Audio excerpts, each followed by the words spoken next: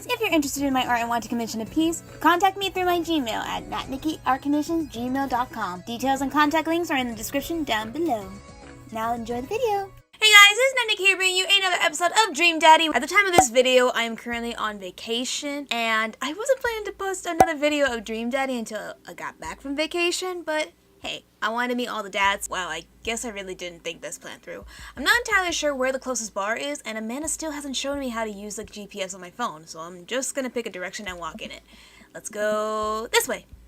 Cool, okay, we're marching. We're marching in the direction of the game. Any game, really. In the distance, could it be Jim and Kim's? Oh, this looks lovely. A big burned out neon sign hangs above a tiny dive bar. There should be an A between that. Jim and Kim's, huh? Alright, it'll do. The bar is small and dimly lit. The crack of pool balls sound in the back as patrons laugh and joke. A string of multicolored Christmas lights hover above the bartender. I can't tell if he's Jim or Kim. I pull up a seat at the bar. What'll it be? One beer, please. Sure thing, boss. The bartender slides me an ice-cold beer. I take a sip and enjoy the refreshing taste. I personally don't like beer, but okay. Say, are you Jim or Kim? I'm Neil. Oh, okay. Oh. I awkwardly turn my attention to the game, which is playing on one of the TVs on the wall. As luck would have it, my team of preference is not only playing, but is currently in the lead, which is always a good thing. The brightly colored mascot, which is some kind of animal, does cartwheels. I suddenly cheer on my favorite team, hoping that I don't get into any confrontational arguments with a fan of the opposing team. Yep. Several people in this bar are wearing the distinctive colors of the team I dislike, although I believe from their demeanor that, like me, the passion for their team is all in good fun. Hey! A middle-aged woman holding a nearly empty wine glass sidles up to the bar and sits uncomfortably close to me. Oh dear. Hey, sailor. Oh, hello. Good to see fresh meat in here. I'm Mary. Come here often? Oh, no, I actually just moved to this part of town today. I'm Nate, by the way. Are you watching the game? Yeah, my preferred team is in the lead. If they keep this up, they'll win the game with ease. Oh, I love that team. And I also love that game. I love someone who knows their way around balls. Oh, boy. I'm getting the impression that she's a little drunk. You don't say, Nate! Buy a gal a drink? I mean, I'm new here, and she does look somewhat drunk. Hopefully someone is with her. One can only help buy Mary a drink. I almost reluctantly signal the bartender and order Mary another glass of wine. Neil jokes back and forth with Mary. They're clearly friends, and this clearly isn't her first time doing this. Oh, okay, so, alright, that's good. She tips her glass at me. Suppose I gotta keep you company now. Oh. So, what do you want to know? What's your deal? What do you think of the game? What's the latest gossip around it? Ooh, we're in a small town, presumably. Everyone has to know everyone. Something is always up. So what's the latest gossip around here? You came to the right broad. Hey. I'm an observer. I watch people. I see everything, know everyone. Nothing gets past me. So what? I thought you were gonna... I forgot what we were talking about. Oh boy, she's so drunk. About the gossip, you said nothing gets past you. Oh, right. I'm also a steel trap. Confidential to a fault. So what else can you tell me about this part of town? It's quiet, that's for sure. If you want an idyllic little life with white picket fences, this is the place to do it. But every town has its secrets, you know. She takes a sip of her drink. That was a little too ominous for my taste. She leans closer. Oh. Would you like to learn some of my secrets? Maybe some other time? Suit yourself, sailor. Mary saunters off, setting her sights on the newest bar patron to enter. I happily watch the game over another beer. The game has gone close in terms of points, a little too close than what I'm comfortable with. After a particularly skilled player scores a number of points for the other team, putting them in the lead, I hear an affirmative grunt from another man at the bar. Go team. It's the Hey, yes! Alright, it's the brooding man from the coffee spoon. He sits alone, sipping whiskey and watching the game as well. Oh, God. Enjoying the game? I am now that we're winning. Oh, we must be rooting for different teams. In my opinion, my team is far superior. I have to disagree with that. Based upon our win-loss record, I'd say that my team is superior. That's where you're wrong. Since it stands right now, my team is beating yours. The conversation ends there and we both go back to silently rooting for our respective teams. The game is close, with both sides playing their hardest to win. But in the end, my team prevails. Quiet cheers ripple through the bar. I raise a respectable glass of the man drinking whiskey. He raises his in response. An unspoken truce is formed between us based on mutual love for the game. He motions to the bartender, who pours 2 glasses of whiskey. The man slides one over to me. Ooh. The name's Robert. Thanks, I'm Nate. You must be new here. Mary already hit on you? Yeah. Robert chuckles. She's a peach. Well, you picked the best bar in town. As slimy as it is, you'll never find a better spot than Jim and Kim's. This is Danny, I think, from Game Grumps. Is there actually a Jim or Kim that runs this place? No, that'd be Neil. Neil waves from across the bar. Good guy, Neil. Not enough Neils in this world. I really apologize. I'm really trying to get the grunt of it. I will try my best. I apologize. If you don't like it. Okay.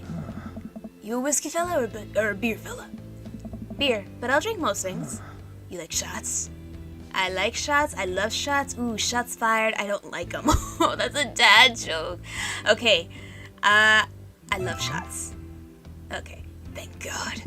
Robert nods to Neil, who serves up 2 shots of whiskey. He hands one to me. Here's to your health. We take the shots. The whiskey burns going down, but I try my hardest to look tough. Wait, I think this is what making friends is. Okay, Nate, this guy is out of my friend league, but I think if I play my cards right, we'll be pals in no time. Oh my god. Oh my god, this is amazing. Okay, compliment his cool leather jacket. That is a nice leather jacket. Compliment his very good looks. Compliment his hand tattoo. Okay, his hand tattoo. Oh, okay, I kind of see it from behind the scroll box. I don't know what it's called. He does have nice rugged looks. Okay, I'm gonna play it safe though. And let me actually save just in case. Okay, compliment his cool leather jacket. I like your jacket. Thanks. Been in my family a long time. Passed down from firstborn to firstborn. Curse, some would say. Okay. Man, this guy's mysterious and cool. Way cooler than I am, at least. Robert signals to the bartender for another round. What are you doing here tonight? My daughter kicked me out of the house, running from my problems, trying to make friends. Oh, this is so probably gonna do it. Trying to make friends? Nah. My daughter kicked me out of the house, running from my problems. The usual. I like your style. Yes! He gets up. Be right back. Gotta pat on my nose. Never seen Robert this talkative. He must like you. Oh my god. I can't wait to hear back the recording how terrible I sound with these voices. Huh, I guess so. I gotta admit that Robert has a gruff charm to him. If a guy like that thinks I'm cool, then I really must be. Yeah, I like him for that. He has a very gruff charm to him. Robert comes back from the bathroom and grabs his leather jacket. I'm gonna go home. You heading my way? Robert and I leave the bar and find ourselves walking in the same direction. I live in this cul-de-sac down the way. Does everybody live there? Me too. We just finished unpacking today. Great place to be. Good neighbors. Well, some of them. Who's that? We get to Robert's house, which is just a few houses away from mine. We stop and he turns to me. I don't kiss and tell, Nate. Oh god. So are we gonna do this? What? What? What? You know. Do you want to come inside or not? Oh my god, no! Oh my god! A wave of realization rushes over me. I blush. Oh. Lay it on smooth, smile and nod. No, thank you. I'm gonna save real quick, and I just want to see what happens. Alright, smile and nod? Let's do it. Okay. I just want to see what happens. I follow him up to this door. He fumbles with his keys for a second and unlocks the door, leading me inside. The moment the door closed behind us, he pushes me against the wall and kisses me, grabbing my hips. Oh! Come on. Robert takes my hand and leads me up to the stairs and into what I assume is his bedroom. But it's so dark that I can't see anything but Robert's intense expression. He kisses me again and I can hear him shucking off his jacket. I clumsily take off mine too. His hands roam down my chest and suddenly he's tugging at my belt. I don't normally do this. Do you want to stop? Oh, fudge. Well, this... no. Good. Robert continues to unbuckle my belt and guides me to the bed. Let's have some fun. Oh, God! Oh, no. Sunlight streams in between the slats of the blinds. Wow, that's a pretty nice-sized bedroom. My head is pounding. I really overdid it last night. Wait a minute, this isn't my old house or my new house. Oh, right. I look around for Robert but find myself alone. Hello? There's a clatter from the bathroom and the door opens. Robert is fully dressed and grabs his keys. That was fun. Yeah, it was. You should go. Okay. That's it. That's certainly not what I was expecting. It's a one-night stand, I'm pretty sure. Well, talk to you later? Robert cracks a smile. Sure. Your clothes are over there. I hastily get dressed and show myself out. The sun is unbearably bright. I need to lie down. I start to make my way back home when I suddenly remember. Amanda! Okay. No. Load. I'd better call it a night. Catch you around? Sure. I head home, head buzzing with whiskey. What do you mean by, are we gonna do this or not? I popped out on the couch and I was asleep before I even get the chance to take my shoes off. Alright, I had to step out for a little bit just to check on something. Rise and shine, early birds. Still want to work out? This is Craig, by the way. Holy crap, it's 6 a.m.? Who does 6 a.m. anymore? Without realizing it, I drift back to sleep. Whoops, must have winked back out. I checked my phone again. Hey, bud, still want to get your swole on? I'm ready to tear up the track. Hit me up. Oh, God, that's just... Oh, God. God, the last thing I want to do right now is work out, but it is Craig. I do want to catch up. Well, let's be a good friend. Actually, no. Realistically, I will go back to sleep. Let's do it. I shoot a quick text to Craig to apologize for bailing and immediately fall back asleep. I'm gonna do it based on my choices. Oh man, how long was I out? What time is it? I look over at the clock. It's 3:55 p.m. I have to be at the parent-teacher conference in 5 minutes! I jump out of bed, throw on the nearest clothes, and run out the door. What you do when you don't have to will determine what you'll be when you can't help it. Wow, that's such a fortune cookie. I arrive at Amanda's school and check in at the front desk. They give me a bright orange visitor sticker and send me on my way. I love this song. Ooh, it's so mellow. I'm barely awake and feeling pretty haggard, but hopefully nobody will notice. I check my watch and I'm relieved to see that I'm only 2 minutes late. Wait, was it room 103 or 108? I spot a youth standing at his locker and approach him for help. Excuse me, do you know where Mr. Vega's classroom is? The youth turns around and looks me up and down with heavily lined eyes. Oh, very vampire-esque, aren't we? Probably related to that guy. Come on, kid, I'm late for a meeting. Mr. Who? Mr. Vega. I don't know. Have you tried the exit? Okay, wise guy, are you gonna help me out or not? Fine. Up those stairs and to the left. Can't miss him. I head up the stairs and walk around, unable to find Mr. Vega's class anywhere. After a couple minutes of searching, I head back downstairs. That punk youth yet sent me on a wild goose chase. I get back to where the low-rent Gerald Way is standing, fully ready to give him a piece of my mind, when suddenly a head pops out of the classroom next to his locker. Lucian, don't you have a third period to get to? Oh, hello, Hugo. He is very handsome, too. I'm digging it. Fine, Mr. Vega. Wow. Now I'm officially 10 minutes late. I glare at him as he walks away. We're not cool. You must be Nate. This period's almost over. Would you mind waiting in the back? Oh. Mr. Vega leads me in and I take a seat in one of the comically small students' desks in the back. I might get stuck by this. Oh. Alright. Where were we? Now who could tell me about the unreliability of the narrator in J.D. Salinger's Catcher in the Rye? Yes, Colin? Colin stands up and does the thing where he blows into the crook of his elbows to make a fart noise. Do people still do that? Do kids really just... Oh, God. Oh. The whole class erupts in laughter. It's not funny, it's stupid, honestly. Oh. Alright, everybody. Very funny, Colin. Please sit down. Now, Holden Caulfield is an unreliable narrator in the sense that the bell at the end of the period rings. All the students immediately get up and make a break for the door. Whoa. Remember to do the reading and answer the response questions on page 194 in your textbook. Nobody's listening. Or not, I guess. Mr. Vega turns to me and sighs. Middle schoolers, right? Don't you teach high schoolers? Both. You know, budget cuts. Right. Thanks so much for coming in. No problem, Mr. Vega. Please, call me Hugo. I don't normally do these impromptu parent-teacher meetings, but as I'm sure you know, Amanda's a very bright student, and I'm concerned about her recent behavior. What's going on? Amanda has never been the most engaged student, but I know she cares. Recently, though, she's been falling behind. She's not completing assignments and has been doing rather poorly on tests. I normally chalk this up as senioritis, but this is strange. I thought Amanda always shared everything with me. It hadn't even crossed my mind that something might be wrong.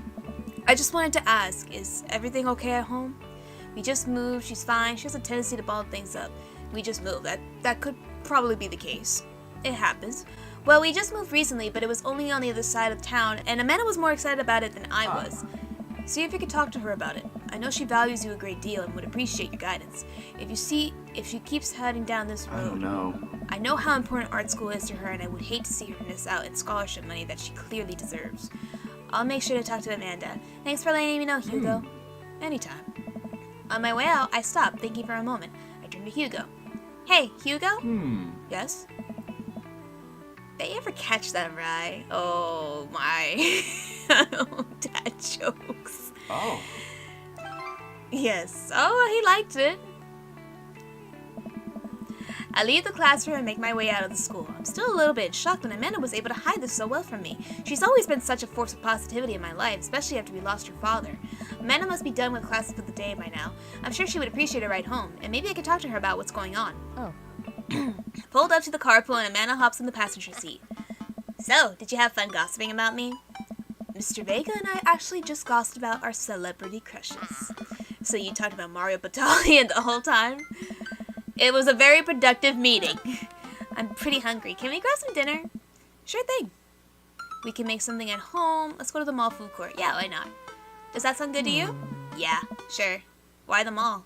Jeez, can a dad take his daughter to the mall? Will you buy me things? I will buy you a thing. Singular. Sounds like a deal to me. Oh. We drive in silence for a short while. Amanda plays a game on her phone. I should say something. You know, sometimes when a kid gets older, they find that they have to keep things hidden from their parents. And that's okay, because sometimes that's what kids do. And that's okay. But also sometimes it's good to have the parents' perspective, because, you know, maybe the parents have also dealt with similar situations. And maybe they're a little cooler than you give them credit for. Anyway, what I'm trying to say is that it's good to share. Love you. Have you been reading my tweets? You have a Twitter? Huh?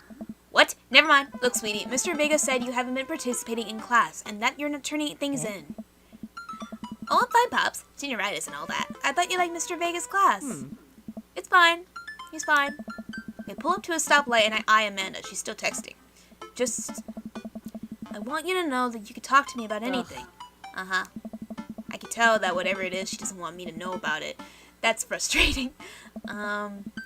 I heard Emma R's going to that fancy art school in California. That's exciting. Yep.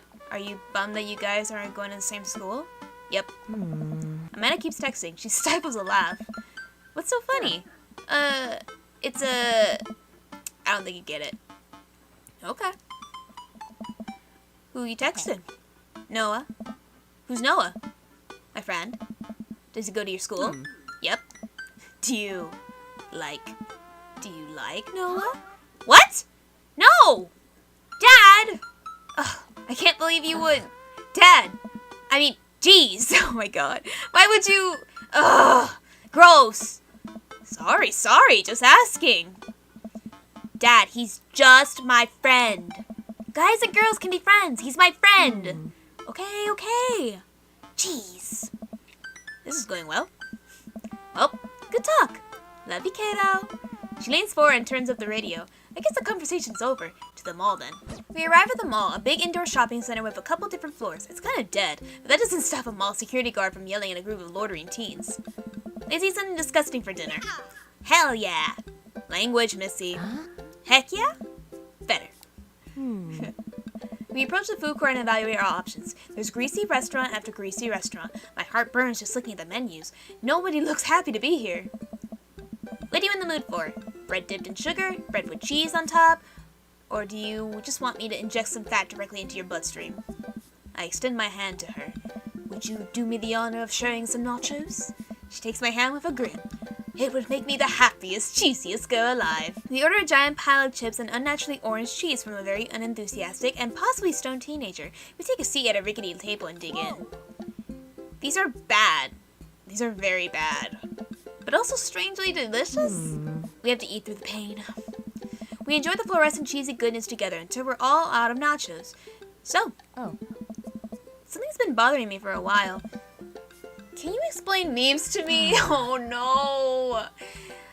Which meme? All memes? Amanda sighs deeply and places her head in her hands. Dad, It's complicated. See, memes are inside jokes shared by a bunch of people that get less funny the more people do it. So the problem is that by the time a meme gets to you, Dad, all us youths have already done the joke to death. And what's worse than that is that movies and TV and video games will try to jump in on a meme train, but just based on how long it takes for them to make them, the meme will be long dead by the time it comes out. So it just dates it and isn't funny. Oh shit, what up? What? Dad, please.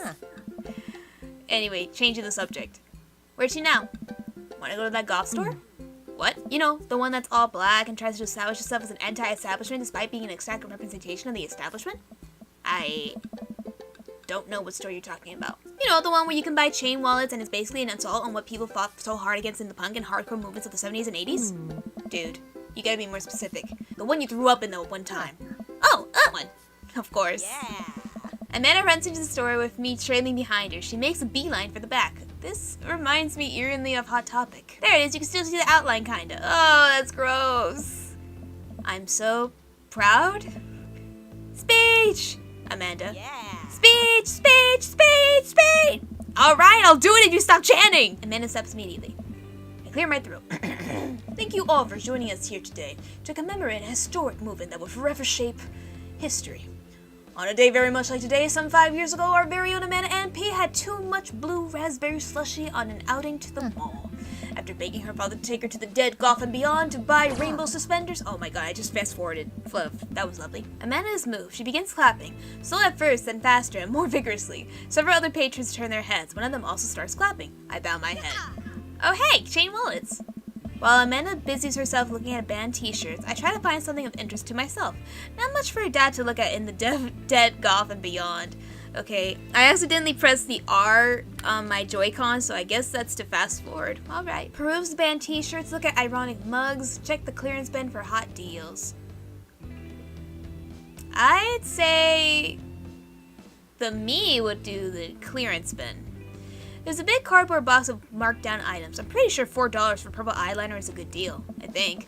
I wonder if I would look good in purple eyeliner. Hell yes, I would. Look, this is very important to me. Hey, it's a vampire dude! An older gentleman is carrying a garment, showing it to a bored-looking cashier with pink hair.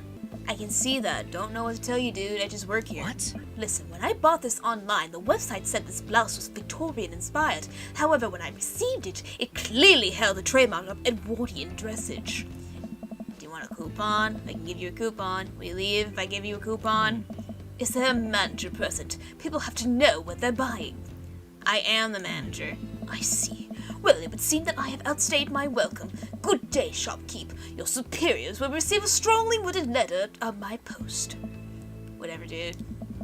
The man whirls around and storms out. His literal coattails trails behind him. I can't tell if they're Victorian-inspired or Edwardian in nature. Amanda trots up to me with a t-shirt in her hand. Oh boy, here it comes. Hey, Datron 5000. Yes, I'll buy it for you. Wow, that was easy. Thanks. At least it's only one this time. Amanda plops the shirt onto the counter and grins at the cashier. I love your hair. The cashier says nothing and rings Amanda up, radiating hatred. I hand her a 20. So, what was that guy's deal? The cashier rolls her eyes so hard I'm worried she'll pull something. That's Damien. He's in here all the time. He's obsessed with Victorian fashion or whatever. She hands Amanda her bag and it's clear the conversation is over. We make our way out of the store and head home to get some rest. Amanda and I sit on the couch trying to find something to watch over bowls of ice cream. Oh cool, Long Haul Paranormal Ice Road Ghost Trucker is on. Your favorite, right? Oh hell yes. They have to make it over the Canadian tundra before the ice road melts, but also they're hunting ghosts. Also trucks are haunted. This is an episode I've already seen, but it's one of the best. Callum and Flint Dogbone, the twin brother truck driving and ghost hunting duo, find themselves in the greatest peril yet. Oh no, the ghost done got control of the truck. I can't steer on them there damn ice roads. Let me use this EVP meter to try and communicate with the spirits. Flint, we're about to die. I almost got it. If you listen carefully, it sounds like I'm saying you're gonna die. That's because we're about to die, you. This is art. The episode ends and Amanda excuses herself to go and start arguments on the internet. I stay up a little longer, curious about the exploits of Callum and Flint Dogbone after the disastrous ice road accident, after I crawled into bed and get a good night's sleep. Morning, sleepyhead! 5 more minutes. You have never let me have 5 more minutes, so get up. Fine. We have cereal for breakfast and spend the morning putting together furniture. Amanda is much better at interpreting the tiny manuals. We're able to put together a few shelves and one desk, but I'm pretty sure it was supposed to be a bookcase. So, you excited for the cookout today? Oh, okay, it's the cookout. Excited to beef up my grilling skills. If there's food, I'm excited. Yeah, I'm all over those terrible store-bought sugar cookies that everyone brings to parties. Yeah, those are bad. Which means there are more for me. Don't you want to meet some of the people in the neighborhood? I'll probably end up standing uncomfortably in the corner with a plate of food and hope that nobody talks to me. True. Yes, that's the right mindset. Dad, you're a beautiful work in progress. We will get that butterfly to emerge from that cocoon. The social butterfly. Well, we better start getting ready. We definitely don't want to be late. What? No! We have to be fashionably late. Who shows up to a cookout on time? You know what? We're going early, just because you said that. I head out to the door and Amanda reluctantly follows. We walk across the street to Joseph's house with a store-bought veggie plate. I'm a terrible cook if it doesn't involve a grill. Ooh, backyard.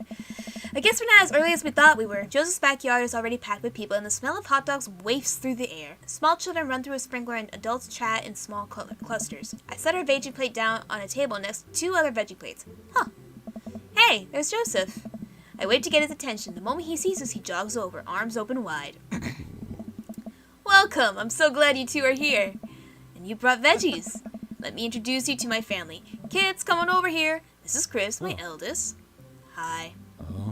This is Christian and Christy, they're twins. Oh god. No. They stare creepily and say nothing. They're all, let me guess, the other one's name is Chris? Then, of course, there's our youngest, Krish. I'm sorry, Krish. Wait, where is Krish? Christian, is that why is it? Wait, where's Krish? Maybe Mary put him in the crib. Mary? Oh, no. Oh, it all makes sense now. Joseph and Mary. Oh, my God. Really packing it in with the church minister. Oh, no. It's the woman from the bar on the other night. What is she doing here? Oh, and how could I forget my lovely wife, Mary? Joseph pecks her on the cheek. She smiles. Ah, Mary, sweetheart. Did you put Krish on the bed? I'll have to go look for him. What? You'll have to... Joseph takes a moment and regains his composure. Mary, this is our new neighbor, Nate and his daughter, Amanda. I'd shake your hand, but I have a glass of wine that I need to tend to. I love her. Nice to, meet you, Mary, for the first time. Charmed. Well, I have to go over there now. Mary leaves. Oh god, this is so awkward. I wonder if Joseph knows. I wonder if Mary knows that Joseph knows. I wonder if Joseph knows that Mary knows that I know. It takes all of my energy not to run away from the barbecue and start fresh in a new city. My wife has a wonderful sense of humor. But please, you two enjoy the barbecue. All the guys are really excited to meet you. Amanda and I mill around and try some of the food spread out the table. I pick out some deviled eggs. Amanda grabs a small paper plate and immediately begins piling with baked goods. I don't want to have to make friends. Come on, Dad. Who are you going to party with when I go off to school? But I don't want to have to do pleasantries. Dad. Ugh, they're going to talk about the weather. Go. Do it. Make a friend. How could I possibly abandon my only child at a social function? That's bad parenting. This plate of cookies is my new dad. Bye. Wow. Amanda shows me into the center of the yard. Well, here goes nothing. I look around the party and I'm surprised to see some familiar faces. Isn't that the barista from the Coffee Spoon? Didn't I meet that guy at the bar? Didn't that the guy throw a frisbee at my head? Isn't that the guy who was throwing a fit in Dead to Golf and Beyond? Isn't that Amanda's teacher? Hey, I know Craig. Hey, I know Craig. But wait a second, all these people live in our cul-de-sac? That can't be right. I'd better investigate. Okay, talk to Robert and Brian, talk to Matt, Hugo, and Craig, talk to Joseph and Damien. Okay, more than likely this is all going to take up the whole remainder of this episode, so talk to Robert and Brian. I glance around the yard and notice Robert and Brian chatting over drinks. Man, I don't think I want to deal with being one up by Brian or whatever happened with Robert last night. Oh no, they caught me staring. Oh no, Brian's waving me over. Shoot. I flash a smile and walk over to them. Hey, guys! Nate! How the heck are you? Settling into the neighborhood all right? Oh, you betcha! Got the living room in order at least. That's great to hear. I've been doing some living room work as well. Finally got that 50-inch in there. The game looks great in high def. Oh boy. Nate, have you met Robert yet? Oh yeah, I have. Yeah, we've met. Robert regards me over his whiskey. Good seeing you again. We were just talking about my most recent camping trip.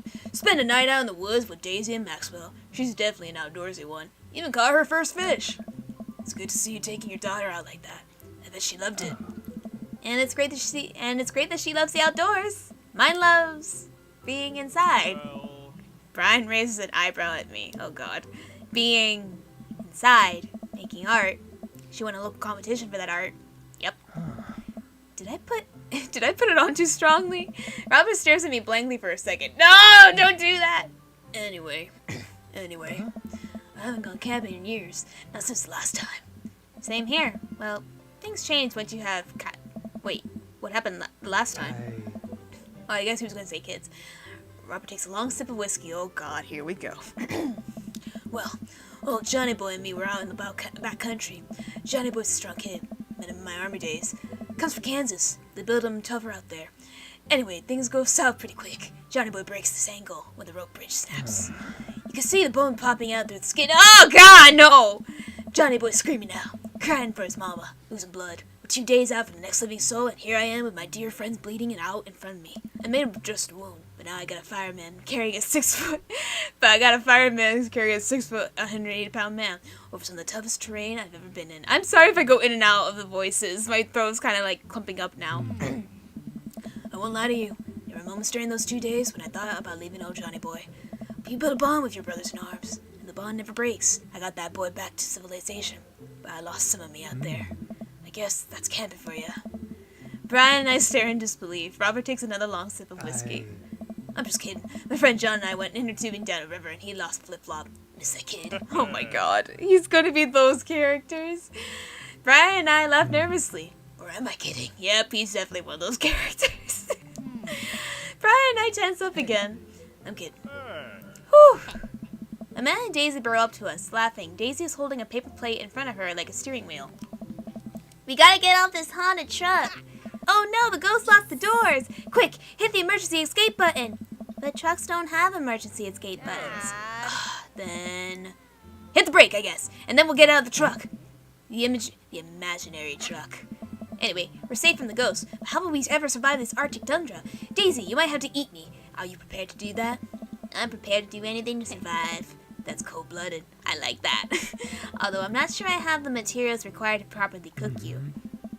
You know, that reminds me of the last time I went skiing. Oh no! Robert! Wait a second. Are you guys playing long-haul ice road paranormal ghost trucks? Yeah! And then I love that show.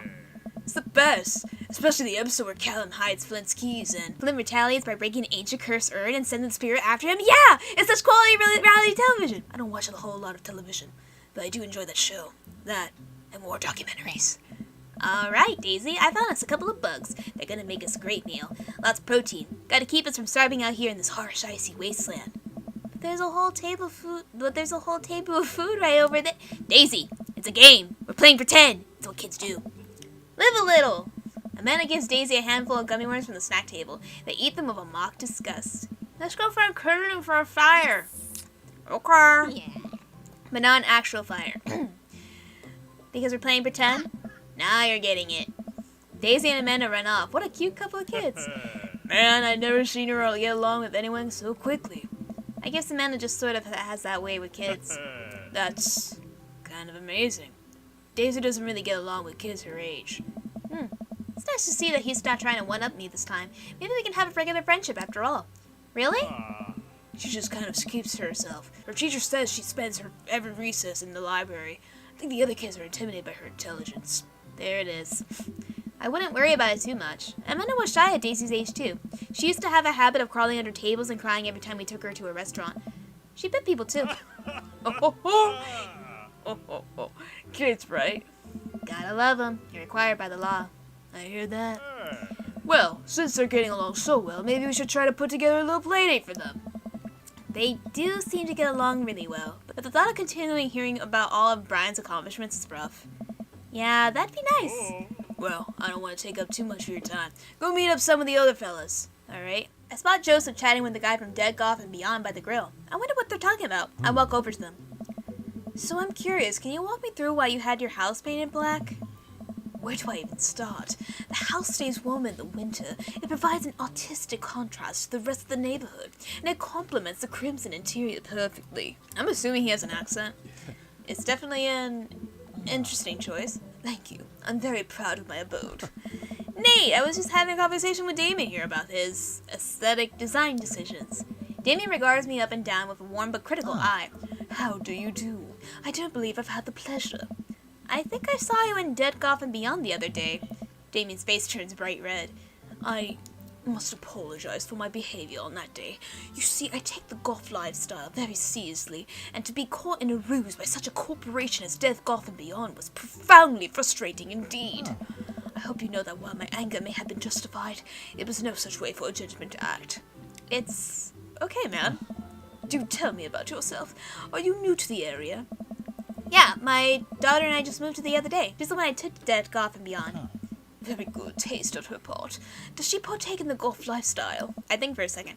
I look over to Amanda, who's hanging out with some of the older kids in the neighborhood. Hey, Amanda, would you consider yourself golf? Amanda yells back. It wouldn't necessarily try to fall under anyone's specific label, but I guess if I had to choose, I would more describe myself as a twee hipster with some normcore leanings. Bats are cool, though. Ah, pity.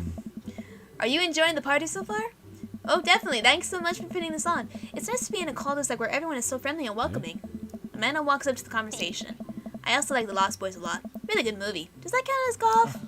That it would be, my dear. I don't believe we've had the pleasure of meeting Damien Bloodmarch at your service. I should have paused earlier than that. Damien finished the sentence with a flourish and a bow, producing a single rose and offering to Amanda. Amanda blushes and returns the gesture with a curtsy. My, do you know how to treat a lady? Hello, Amanda. Seemingly out of nowhere, Joseph's twin kids appear. Are they speaking in unison? Hey, won't you come play with us? Come play with us forever. Guys, enough of the creepy twin shtick. We talked about this. Christian and Chrissy slowly back away. Where do you think they got that from? Mary pops into the conversation, wine in hand. I don't know. Mary takes a long sip of the wine. I think I might have taped over a VeggieTales VHS with The Shining. Who knows? She takes another sip of her wine. Where's Krish? Come on. Wasn't he with you? You had him a moment ago. He's probably stuffing dirt in his mouth. He'll be alright. Toddlers are pretty resilient. Mary tips her glass to me. Ain't my first time to the rodeo. It's my fourth. Oh, okay, that means, yeah, four pregnancies. I have squeezed 4 little... Sweetheart, would you do me a favor and please find Krish? That would be great. Oh I'm sure he's fine. Mary. Okay, jeez. Mary finishes her wine and wanders off. Dad, can we go now? Lucian, have I introduced you to Nate yet? Hey, it's that punk from Amanda's school. I remember you. Whatever. That's no way for a young man to speak to his elders. Be polite. Lucian bows. Whatever, sir. Lucian bows again. Mr. Christensen, may I have a veggie burger, sir? Coming right up, bud. Are you a vegetarian? Yep. Make that 2 veggie burgers. Did you know that some people in the Victorian era were vegetarians? They described carnivorous type people as bloodlappers. Dad. That's really interesting, Damien. Joseph turns to the grill. Just a hint of tattoo peeks out from underneath his sleeve. I can't believe I didn't notice it before. It looks like the bottom of an anchor. Whoa, is that a tattoo? Yep. I wasn't always a youth pastor, you know. That's so cool. Want to see mine? What?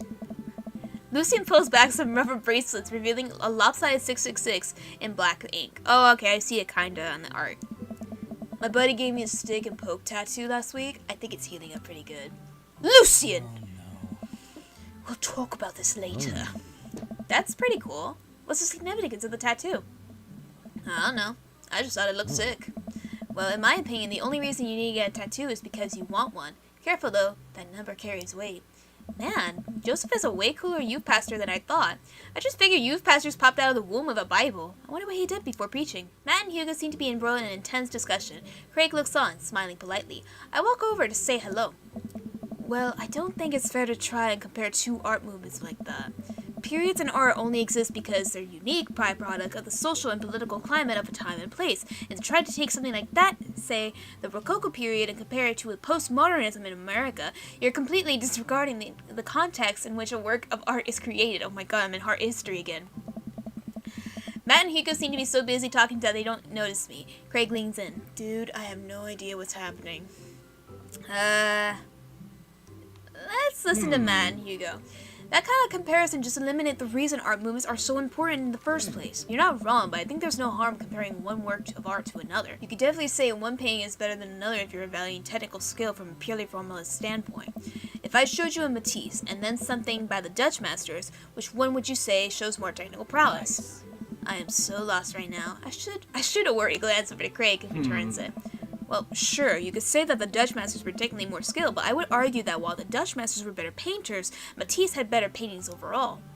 I have no idea what you guys are talking about. Hey, that's pretty subjective. That's pretty subjective. How do you mean? Well, that painting of the guy with the apple in front of his face is pretty nice. Matisse rocks! That's a great, oh shoot. Right. Alright, sorry. You're fine, dude. We were just discussing the importance of context when talking about artwork. Listen, all I asked was if you like Van Gogh or Picasso better. Hugo throws up his hands in frustration. But they represent two completely different art movements. How could I possibly choose between the thick, creamy impasto of post-impressionism and the abstractionist beauty of cubism? Man, that's all way above my head. Me too. It's all good, man. The cool thing about art is that we all perceive it differently. A single piece could have a totally different effect on each person that looks at it, and that's awesome. Just 1 minute about that. Hugo, please. Sorry. I just get really fired up about art stuff. Nate, how are you liking the neighborhood? It's pretty nice. Everybody's been super friendly. Seems like your daughter's fitting just fine. Matt points across the yard to where Amanda, Daisy, and another young girl are playing. They're all sitting cross-legged in the grass, picking weeds and weaving them into little flower crowns. It's pretty adorable. A girl I don't recognize jogs over to us. What is it, sweetheart? Aw, she's cute! It's a flower crown. I thought you looked cute in it. Well, there's only one way to find out. Matt takes the flower crown and places it on top of his head. Aw, what a good dad. Am I cool now? The girl stares at him, thinking it over. Oh, she has braces, I think. Nope. But you're slightly less uncool than you were before when you put it on. Hey, Nate, this is my daughter. Hello. I'm Carmencita. Oh, okay. Amanda comes over with Daisy in tow. Dad, look, I'm making friends. Yeah. Are you making friends? You better be making friends. Yes, actually, Amanda. You remember the cool barista from the coffee shop? And my old college friend? And, your teacher? Whoa. Oh, hi, Mr. Vega. I didn't realize we were neighbors. Yep. You still gonna get me that overdue term paper? Great seeing you! Amanda finger guns her way out of the conversation like a champ. She learned that finger gun move from me. I'm very proud. She's definitely a charmer. Speaking of which, where did my son go? Sweet man, Chago. Hugo looks around the party. He must finally spot him because his eyes go wide. Sweet man, Chago. Oh my. Ernest Hemingway Vega, are you smoking? Ernest is holding a lit cigarette. Oh my god. Nope. I see Ernest across the way. He casually takes a long drag of his cigarette and then flicks it into a gutter. Unbelievable. Excuse me. Hugo marches over to Ernest and I turn my attention to Matt and Craig. Kids, right? Man, I do not envy Hugo. Last barbecue we had, Ernest tried to shove a sparkler down Joseph's pants. He nearly burned down the whole yard. Half the yard. And the barbecue we had before that, he actually burned down half the yard. And then it spread into my lawn and burned down half of my yard too. Oh god. Hugo walks back over to us, practically dragging Ernest behind him. Hey everybody, sorry about that. Nate, this is my son, Ernest. Hello. Ernest looks away, sulking, and his hands shoved deep in his pockets. Hugo nudges him impatiently. Hey. Nice to meet you, Ernest. What grade are you in? Does it matter? Ernest. Okay, I'm in 8th grade. God, are you happy now? I'm sure you were just dying to know. Yeah, good for you. Can I go now? I'm tired of talking to old dudes to blame my generation for the failing economy. Ouch. Ernest. Oh yeah, because I'm totally embarrassing you. Ernest puts earbuds in and storms off to stand in the corner. Well, that was certainly something. He seems nice. Hugo puts his head in his hands and sighs. I'm so sorry. He's having a really tough time. I have to be the authoritative dad, and he clearly resents me for it. I mean, I think it's a dad and a teacher. That's about as authoritative as you can get. I'm not saying that word. I forgot how you say it. Honestly, aren't any of us cool dads? Is it even possible to be a cool dad? What? I'm cool as a cucumber. See? That right there. You can't say that. The kids think I'm cool. But for how long, Craig? How long do we get to be the cool dads? I don't know. I think we just have to accept the fact that as dads, we become the machine we once raged against and accept our fate to unironically wear socks with sandals. You kids may think you're cool now, but the moment they hit puberty, you're doomed. Amanda's 18 and she still thinks I'm cool. I yell across the yard. Oh my god. I yell across the yard to my daughter. Amanda, I'm cool, right? Amanda just laughs, just keeps laughing. I see your point. As much as we all want it, I don't think it's as important to be a cool dad as it is to be a good dad. We can't all be best friends with our kids. It just doesn't work. I mean, look at me and Ernest. Our job as parents is to make sure our kids turn out okay. Yeah, you're right. But it'd be nice to have it both ways. Hearing these guys talk about this makes me think of my relationship with Amanda. We get along so well, but there might come a time when it won't be like that. Is college when that happens? Don't let us eat up your time, Nate. Go meet some other people around the neighborhood. But you were the last ones. And without further ado, let's work some magic. Joseph closes his eyes, takes a deep breath, and gets to work. Within the greatest of ease, he sets patties on the grill, flourishing as he flips his spatula in the air. It's easily some of the best grill work I've ever seen. You guys think this is my first time in front of a grill? He's working faster now, effortlessly tossing cheese onto patties and perfectly grilling onions on the side. One after another, the dad takes notice and crowds around Joseph to admire his masterful technique. You probably didn't know this today, but Joseph is known around here for his grillmanship. He's ungrill-believable. Oh no. I've tried to get on his level, but I just can't catch up. Let us keep studying. He has a rare quality about him. Mustn't we keep talking about this? Can't we just appreciate the artist? I've never seen him make his mistake. Okay, we need to stop. This is getting too cheesy. Please stop! All of the children at the party boo the glorious display of puns in unison. Alright guys, food's ready. Please form an orderly barbecue. I don't know. I said that wrong, I'm pretty sure. Amanda groans. We all grab our foods and hang out, enjoying perfectly cooked cheeseburgers. I can't wait to have mine later today. Man, it's so wild how all of his dads live in the same cul-de-sac. Kinda nice, isn't it? It feels like there's a real community here. Totally helps when you're just a single dad trying to raise a kid. We're happy to have you here, man. I think you're gonna like this neighborhood a lot. Plus, Amanda seems to be getting along with all the other kids. If she decides to get into a babysitting game, she'll really make a killing. Hey, why don't you add us all on Dadbook? Dadbook. Yeah, it's a great social network for dads to keep in touch with each other. We're all on it, so if you ever need to reach out to anyone, that's the simplest way to do it. Sorry, I'm just an old-fashioned dad. Social media goes over my head sometimes. Don't worry, Pops, I'll help you figure it out. The rest of the barbecue goes smoothly. We all trade stories and drink beer as our kids play on the lawn. Amanda breaks up a fight between Carmencita and those weird twins. I think they wanted her soul. Amanda and I walk back to our place as the sun sets over the neighborhood. Pretty fun party, don't you think? I mean, I got a burger in me. I feel like I was at a networking event. Wish I could have been playing. Let's do this one. I'm gonna get LinkedIn notifications out of this. I just know it. You don't think it's nice that people want to connect with you? Not when their affection jams up my inbox, metaphorically speaking. Well, hey, at least you met some other cool dads. You should hit them up on Dadbook. Maybe I will, if I figure out how social media works. I have a good feeling about this place. Me too, Dad. Alright, yeah, it's saved. Okay, I'm gonna save one more time, and we're gonna oh, flippin' A.